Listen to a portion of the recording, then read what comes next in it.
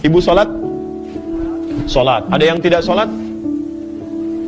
Non-muslim sholat tidak? Tidak. Non-muslim puasa tidak?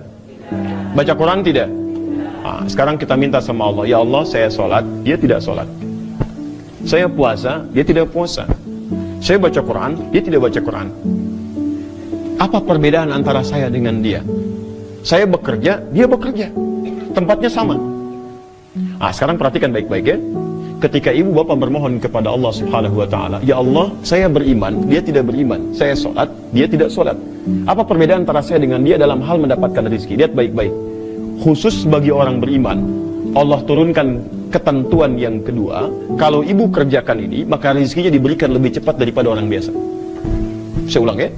Anda kerjakan isi di ayat ini, maka Anda akan mendapatkan rezeki yang cepat dari Allah, dari umumnya orang biasa. Quran surah kedua ayat 172, paling kiri sebelah atas.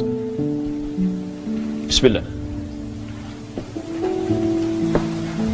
Awas, hati-hati ya. Sebelum kesini saya ulangi lagi. Boleh nggak mengambil yang haram? Dah, hati-hati ya. Jikalau teman-teman juga ada yang disogok, ada macam-macam, jangan pernah ambil. Karena ketika Anda mengambil yang haram akan mengurangi rezeki yang halalnya.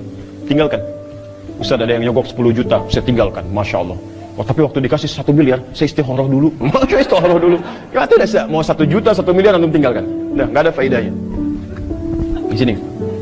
Lihat ayatnya. Kita lebih tingkatkan pengetahuannya ya, supaya kita banyak mendekat pada Al-Quran. Ya ayyuhalladzina amanu. Yang tadi, ya ayyuhan nas. Kalau nas, masih manusia. Muslim manusia bukan? Non-muslim manusia bukan? Ayat itu berlaku untuk muslim dan non-muslim. Sekarang ayatnya dibuka dengan kalimat iman. Ya ayyuhalladzina amanu. Kalau ada ayat Quran dibuka dengan kalimat iman. Indama tajid fil Quranil Karim ayatul Quran maftuha bi kalimatil iman, fal ma'na muwajjah lil ahli iman khassah duna ghairihim. Ya. Jadi kalau ada kemudian, awas hati-hati ya, ada kemudian ayat dalam Al-Quran dibuka dengan kalimat iman, maka ayat ini hanya ditujukan pada orang beriman, tidak selainnya. Sesoleh-solehnya orang tetap ikhtiar juga, nggak bisa kemudian berdoa rezeki turun. Tiba-tiba datang ke masjid dalam misalnya renovasi, kubahnya belum ada, orang paling soleh dihadirkan ke masjid, berdoa ayo, ya Allah kubah, tiba-tiba berang dari langit, terus turun, mustahil. Ya tukang cor kemudian nggak laku, ya tukang semen kemudian bangkrut dan sebagainya. Jadi sesoleh-solehnya manusia tetap menempuh ikhtiar dalam kebaikannya. Sekarang lihat, ini rumusnya. Kata para ulama, perhatikan kalimatnya. Kenapa ketika orang beriman mau bekerja, kalimat halalnya dibuang? Kata para ulama, karena orang beriman itu, imannya otomatis akan membimbing dia mencari yang halal. Orang beriman mustahil mencari yang haram. Jadi kalau ada orang mengaku beriman kemudian mencari yang haram, ini menunjukkan ada yang salah dalam imannya. Imannya pasti bermasalah.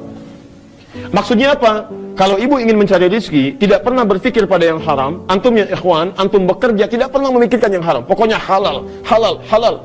Maka Allah akan percepat rezekinya kepada antum dengan kalimat ma razaqnakum. Kami yang akan dekatkan rezekinya, bukan dia yang lelah mencarinya. Ingat rumus pertama kata Quran. Kalau anda ingin mencari rezeki dengan kalimat iman, jangan pernah pikirkan yang haram. Maka Allah akan dekatkan rezeki kita pada yang halal dan dijauhkan dari yang haram. Tolong lihat baik-baik ya cara memahami ayat ini. Kadang-kadang cara Allah mendekatkan kita pada yang halal dengan memalingkan kita dari yang haram. Misal, antum pilih mana? Jadi direktur atau manajer? Yang ikhwan. Ibu pilih mana? Jadi bos atau jadi wakil bos? Jadi bos, alhamdulillah ya. Sekarang lihat baik-baik sini. Ibu mau jadi dubes atau wakil dubes? Dubes, alhamdulillah ya. Baik. Kenapa tidak mengucapkan amin? Baik, nggak apa-apa, nggak dubes di sini, dubes di akhirat nanti ya, insya Allah. Lihat sini, fokus bu ya, baik-baik. Teman-teman fokus ya, dan mirsa dimanapun anda berada, mari kita lihat teorinya sebentar. Fokus. Kadang anda ingin tingkat paling tinggi, bos, direktur istilahnya bu ya. Di sini ada wakilnya, manajer misalnya. Perhatikan baik-baik. Anda inginnya ke sini, tapi anda mencari dengan iman. Tinggalkan yang haram, tinggalkan yang haram. Tiba-tiba oleh Allah dimentokkan ini, dibuang peluangnya. Sudah ikut seleksi, sudah ikut ujian, tiba-tiba nggak lulus. Padahal menurut standar pemikiran kita, menurut kita harusnya masuk nih. Tapi tiba-tiba oleh Allah dijauhkan dari kita ini. Begitu dijauhkan, ditempatkan ke sini, posisinya nomor 2. Padahal kata orang ini paling layak nomor 1. Tiba-tiba nggak masuk di sini. Kenapa? Menurut kita, inginnya paling tinggi. Menurut Allah, di tempat ini yang nggak bagus buat kamu. Mungkin kalau masuk ke sini pergaulannya tidak bagus, gaul dengan yang tidak baik, minum minuman yang tidak baik, masuk ke lingkungan yang tidak baik. Ke sini sholatnya jadi susah, baca Quran jadi susah, maksiat banyak dikerjakan. Orang yang bekerja dengan imannya, selain rezekinya didekatkan oleh Allah, dan dia akan dijauhkan dari maksiat oleh Allah Subhanahu Wa Taala. Ini poinnya. Makanya rezekinya dibuat berkah oleh Allah. Lihat, thayyib menunjuk pada keberkahan. Orang yang mencari rezeki tidak pakai iman, sekalipun banyak, kalimat Qur'annya mufrad, tunggal. Thayyib, thayyiban itu tunggal. Di sekalipun banyak, kelihatannya sedikit. Silakan cek. Orang-orang, coba ibu pulang ya, lihat berita misalnya. Banyak orang yang jabatannya sudah tinggi, posisinya bagus, kaya, tapi masih korupsi juga. Kenapa? Karena yang banyak itu, karena dicari tidak pakai iman, nafsunya muncul. Kalau orang sudah pakai nafsu, mohon maaf ya, yang banyak pun kelihatan sedikit. Di rekening sudah banyak uang, rumah sudah luas, mobil sudah banyak, masih ngambil punya orang lain juga. Kenapa? Karena yang banyak kelihatan sedikit, thayyiban, sedikit thayyiban, kerja lagi, berangkat gelap, pulang gelap. Burung saja, ibu tahu burung? Kata Nabi berangkat pagi, pulang sore, rezekinya cukup. Ini ada orang berangkat gelap, pulang gelap, kerja lagi, tapi nggak cukup-cukup. Kalau ibu pernah bekerja, tapi rezeki nggak pernah cukup, ini menunjukkan ada ketidakberkahan dalam rezeki itu. Ada yang salah pasti dalamnya. Ibu tahu kebun sirih? Kebun sirih di Jakarta itu paling enak nasi gorengnya. Sebulan cukup untuk hidupnya. Dan tidak pernah mengeluh. Orangnya luar biasa baik. Dan hebatnya, begitu kami datang, itu Masya Allah. Diberikan suguhan ikan. Ada buah-buahan, ada makanan. Hebatnya itu berkah hidupnya. Musim buah, punya buah. Musim ikan, ada ikan. 100.000 tidak mengeluh. Dan ibu coba-coba lihat ya. Berapa banyak yang didapatkan dalam sebulan? Lebih daripada itu. Jadi kalau rezeki yang kita dapatkan tidak membuat kita cukup dalam kehidupan, mengeluh lagi, coba dicek. Mungkin ada yang kurang tepat dalam pencariannya. Hebatnya, begitu saya tanya, mana kambingnya? Allahu Akbar. Saya diperlihatkan kambing, bersih, putih, bagus. Hebatnya, ditutup dengan potongan aqua mulutnya. Yang setengah liter itu ya, dipotong, ditutup ke mulut kambingnya. Saya tanya, dan dijawab saya sampai terdiam beberapa detik, Pak. Saya tanya, kenapa kambing itu? Apa sakit? Perhatikan jawabannya. Kata orang ini, itu bukan sakit, Gus. Tapi kambingnya kami bawa dari tempat kami beli, kami tutup mulutnya supaya di jalan tidak memakan yang bukan haknya. Kami tutup mulutnya supaya tidak makan yang bukan miliknya. Karena kadang-kadang kambing dibawa suka ngambil makanan-makanan yang ada di jalan-jalannya. Itu ditutup mulutnya oleh beliau. Ibu bisa bayangkan, jangankan mulut orangnya, mulut kambing. Orang nyari rezeki jauh-jauh ke Singapura, ini di Singaparna dapat misalkan ya. Orang-orang jauh keluar, yang ini dekat tiba-tiba hadir. Yang ini dicari, ini tiba-tiba bergerak sedikit datang. Tapi yang ini yang hebat. Saya tutup di sini. Lihat Quran surah 7 ayat 96. Walau anna ahlal qura amanu wattaqau. Kalau ada satu penduduk negeri beriman dan bertakwa kepada Allah. Lihat, satu tidak ada iman, umum.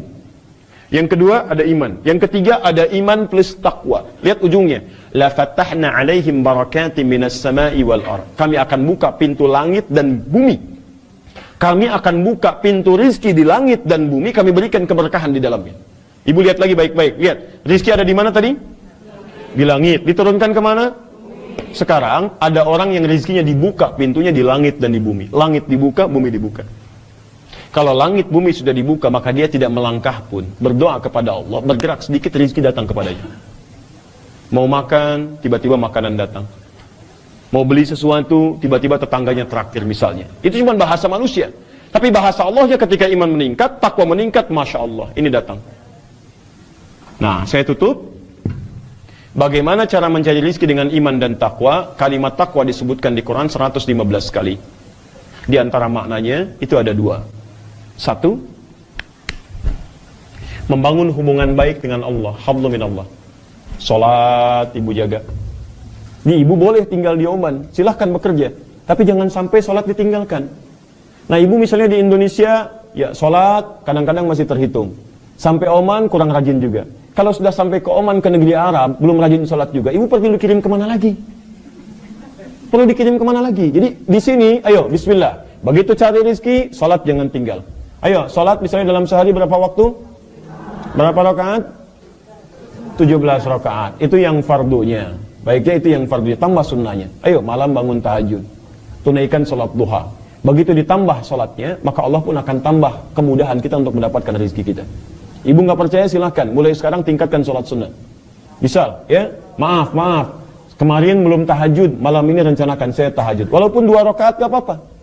Jangan paksakan dulu 11 rakaat ya. Mulai dengan yang mudah-mudah. Kata Nabi, lihat kata Nabi, sholatul laili masna. Orang yang belum biasa sholat malam, mulai dengan 2 rakaat dulu. Kalau sudah mendekati fajar, 2 rakaat tutup dengan witir 1 rakaat. Ya, jangan pengen langsung ke 11. Dulu sahabat Nabi pernah bertanya pada Sayyidah Aisyah. Al-Bukhari nomor hadis 2010. Ya, kata Hudzaifah al-Yamani, kemudian Al-Mughirah bin Syu'bah, satu lagi ada Abdullah bin Mas'ud bertanya pada Nabi, pada Sayyidah Aisyah. Perhatikan baik-baik. Kata mereka, kaifa kanat salatu Rasulullah sallallahu alaihi wasallam? Bagaimana salat malamnya Nabi sallallahu alaihi wasallam? Kata Sayyidah Aisyah, la tas'al an husnihinna wa tulihinna. Jangan ditanyakan bagaimana bagus dan panjangnya. Nekat besoknya diikuti salat di belakang Nabi. Tiba-tiba Nabi SAW, maaf ya, rakaat pertamanya kata Hudzaifah al-Yamani 100 rakaat Al-Baqarah. 100 ayat, 100 ayat Al-Baqarah. Baru ruku. Kata Abdullah bin Mas'ud, itu masih mending. Saya salat di belakang Nabi 100 ayat belum ruku. Selesai Al-Baqarah lanjut Ali Imran. Selesai Ali Imran lanjut An-Nisa. Sampai An-Nisa ayat 176 baru kemudian ruku. Ternyata Nabi salat pertamanya 1 rakaatnya 5 juz 4 halaman. Besoknya 3 orang ini nggak ikutan lagi. Ya. Karena itu ayo tambah salatnya. Ya. Yang kedua terakhir, lihat baik-baik. 1, bangun hubungan dengan Allah. Yang kedua, bangun hubungan baik dengan manusia. Ini ada KBRI di sini, ya. Ada juga masyarakat yang lain. Ibu kalau rezekinya ingin lancar, ayo bangun hubungan baik. Dengan KBRI laporkan keadaan kita. Dengan warga yang lain bangun komunikasi yang baik. Itu ayatnya ada di Quran surah ke-3 Ali Imran ayat 133 sampai 134. Kalau ibu punya hubungan baik dengan KBRI-nya, disampaikan keadaannya, perkembangannya bagaimana, kemudian dengan teman-teman juga baik, hubungannya baik, dengan yang di rumah baik, dengan pegawai yang lain baik, maka insya Allah kata Allah, rezekinya akan mudah dan keberkahan akan dibuka oleh Allah Subhanahu wa Ta'ala. Dan kesimpulannya, ikhlas dalam mencari rezeki adalah berusaha mendapatkan rezeki sesuai dengan ketentuan Allah. Maka silahkan ibu tingkatkan ikhtiar. Kemudian setelah itu cari yang halal, jauhi hal yang dilarang, kemudian keluarkan pada yang baik-baik dan tingkatkan ketakwaan kita kepada Allah, maka rezeki akan dipercepat oleh Allah Subhanahu wa Ta'ala.